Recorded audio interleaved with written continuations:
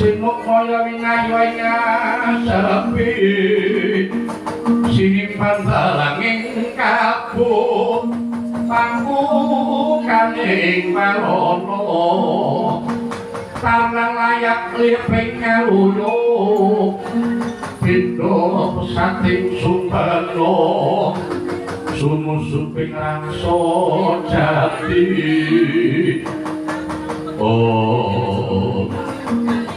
sini grek senanten genting kacarita purnaning sami suka paisuka Andrawina kawistara dedhetipun Prabawan Ratri nanging sosok dolo datan ngandher kawulan labet kesasaban mendut datan ana swara sepa sepi sepen namring anguk munyo pating karep tirasa ingkang gegandikan miwah cantaka ingkang munyo ing balubang kongkang nangungkung ing leng yen to rasa kaya sumpasmun dumadi lampah ing ratri menika kabireng pangeceking walang kapa saking katedyan gedasih munyo kang asih-asih yen to rasa kaya keteking jantung ingkang karsa mandhet rical muni ing kidul kulon badya pasmon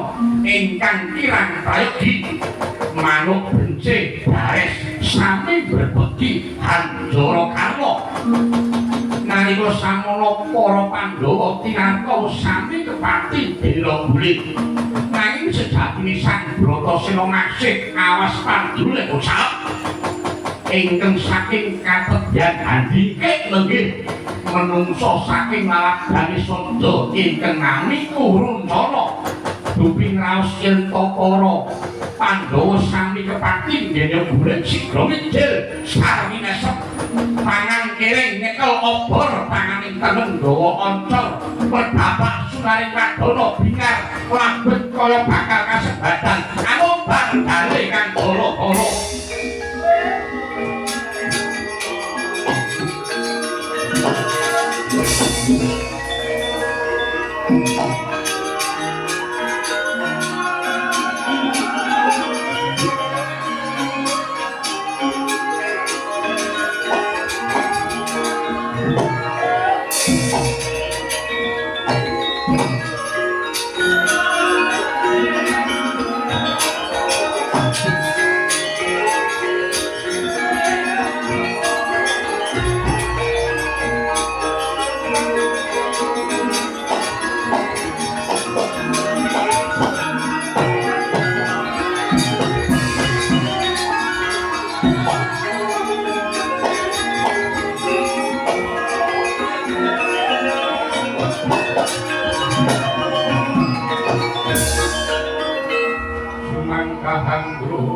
sumber keter-keter bumi kunjing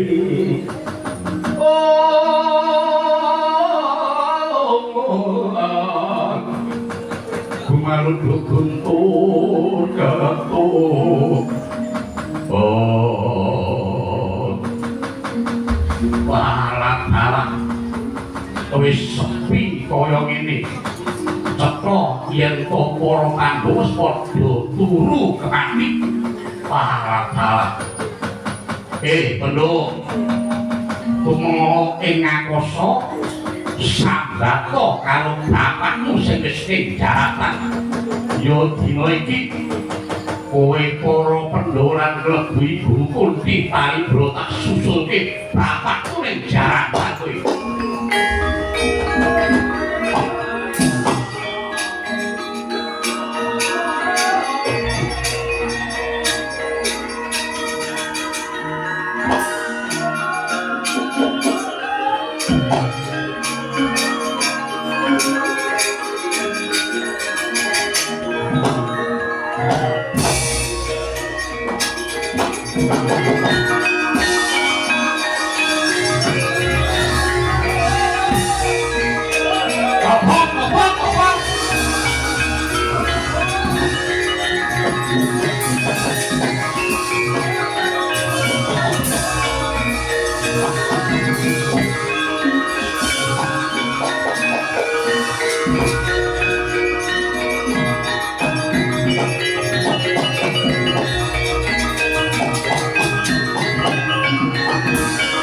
Bare golo-golo kubar dilihat ning harap-harap wis ora wujud bali nanging persasat dadi segara ini kiblat lor wetan kidul kulon uruk mangharap-harap kukusing gembuleng sundul yati Sang Bratasena bingung bilulungan astana ingkang kiring gendong ingkang rae kembar pinteng baksen asta ingkang tengen bokong ingkang ibu Dewi Kunti Paribrata den pundhak deneken Raka Raden Wijakangka miwah ingkang rayi Raden Pangadi den cangkrek asta tengen ngetan ketemu geni ngulon ketemu geni ngalor ngidul ya mung geni nanging ing mriku Raden Bratasena dateng dawuhipun ingkang paman Yama Widura bilih menawi wonten wujuding kewan garangan seta supados den tumpaken ya ing kono ingkang nedya nyelametake para balagres sang semanut lakune garangan seta.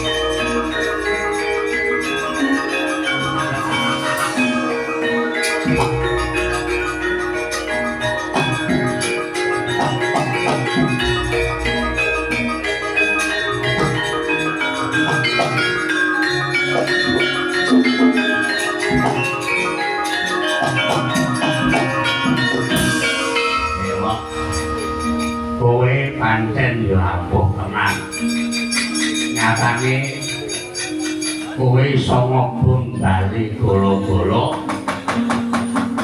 ingkang kabeh wis kok gawe supaya ora ngawi salah iki kula namung sakdemi nindakaken menapa dados dawuhipun Kyai Patih Haryo Sengkuni ya wis to aku ora bakal tidur-tidur mesti bakal paling bengak kelawan kowe iki matur sunan pancen kowe iki pancen yo undhagi sing wetengan kowe pancen undhagi sing iso dulu kapitayane utawa sing iso dijagake karo Patih Haryo Sengkuni nek yen iki pancen kowe iso gawe marang iki matur sunan ya wis aja semak kowe mesti bakal tak paringi bungah wis to aku kan ngarani apa to wis tak paringi bungah ibarate nganti 7 turunan ora bakal entek bungah saka Patih Haryo Sengkuni iki matur sunan nanging kula aturi mreksani cetha Pandhawa sampun kobar dilinggengi ya aku sepanjang saya tenang ini aja semangat jadi penoleh mesti bakal tak paling bunga ini maksudnya tanpa bunga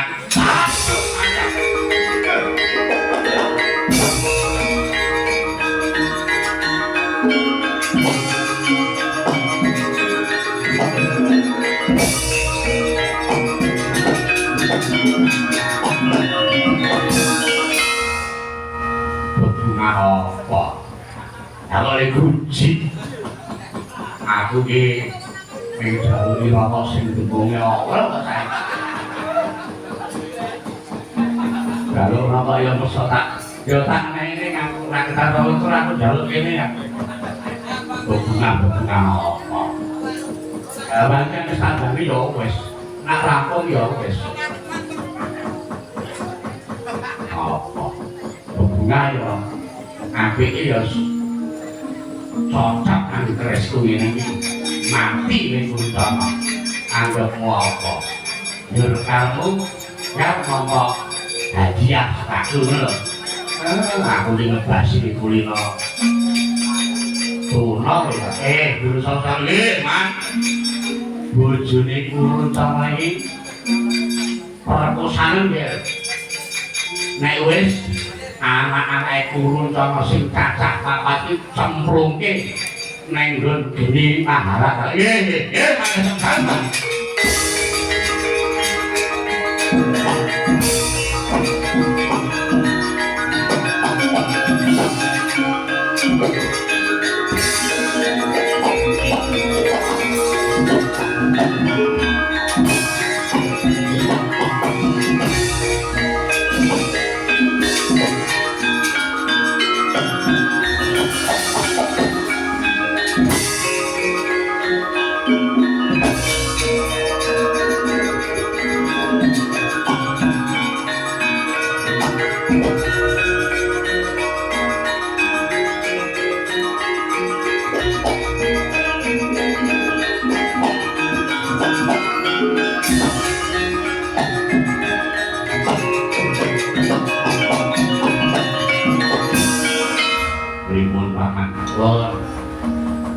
Panjenengan pun prisa nyambah inggawi saking reka daya kula saking karti sampe kula nyatane bali gala-gala pun saged mubar dhateng para Pandhawa.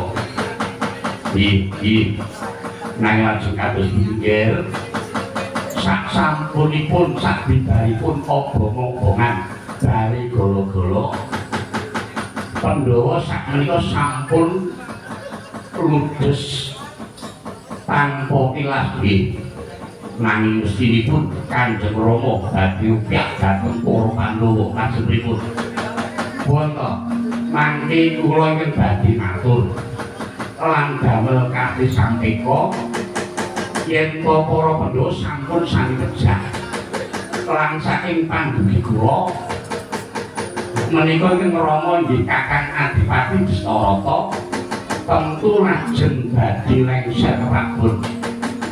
Nanging pripun carane supados Anggir Kurupati ingkang lajeng lengser rabun utawi kasekaaken ngaluhur jumeneng nata gambarani negari Ngastina menika nggih.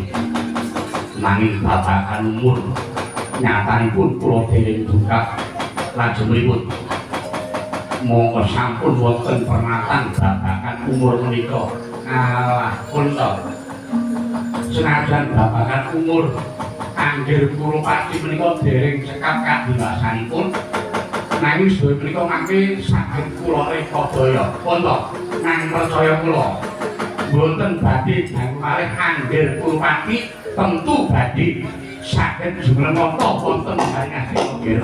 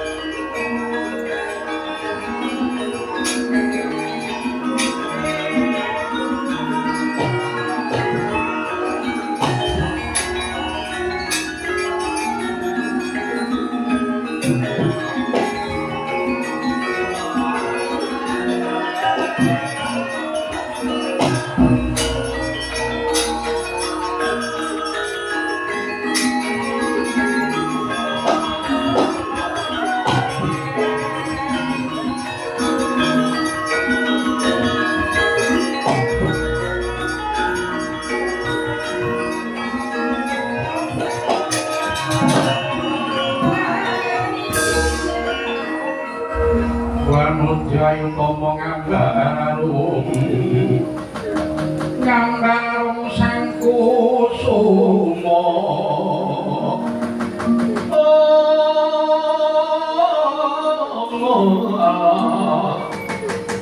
lewani bilang moni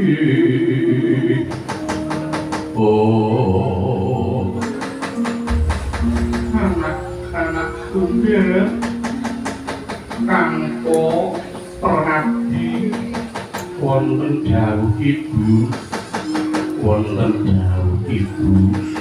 Loko seno babu kundi tetep no pangestumu lakon iki kanthi anteping tekad kanthi limambarang sumindhe marang panguwasaning Hyang Agung Yongye inggih nistakaken jauh ibu nggih yektine sira kabeh iku sumbedan supaya gepeng tekadmu dadi satriya kang utama jroning lakoni penanggan satriya aja demenang milih marang lakon ingkang panggih supaya mulinakake watak adil abot enteng mulya sengsaraning lakon iku adil yo kudu dilakoni penanggan adil yo kudu ditandhangi lamun jeneng sira kabeh bisa tresnani marang lakon dhewe iki ya iku sira bisa ngrasake kamardikaning urip kang sejati lan satriya aja demen gawe gelanis padha-padha lan aja dadi watak suci ya nggih sabarang tindak becik kang sarwa prasaja supaya tentrem atimu padang pikirmu tetek bicaramu yo anak-anak kabeh angler bawaning kang sinunggati jagat no kang kinarya ngomong